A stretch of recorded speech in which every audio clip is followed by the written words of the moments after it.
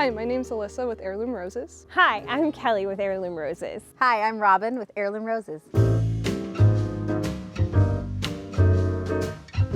If I was new to gardening and I had to put one rose into my yard, I would do State of Grace.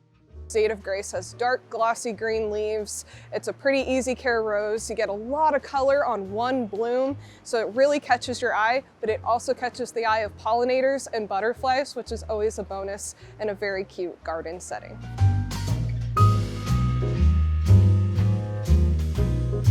If I was looking for a rose that was perfect for easy to grow for a beginner gardener, the one I would pick is Iceberg.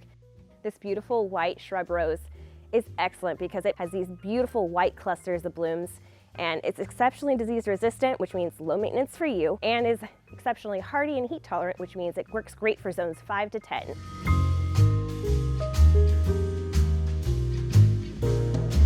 If you're new to growing roses, I recommend Fragrant Cloud.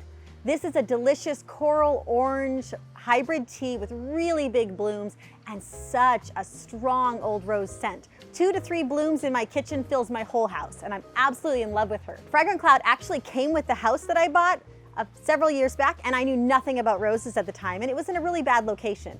So I took an axe to it and cut it in half because that's all I had at the time.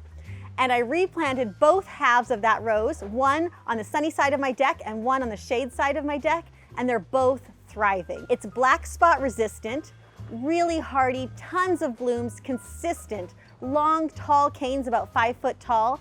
So if you don't have roses yet, or you're wanting to step your foot into growing them, you definitely need to try Fragrant Cloud. Just don't take an axe to it like I did. And if it's not in stock, add it to your list right away because it's gonna go fast.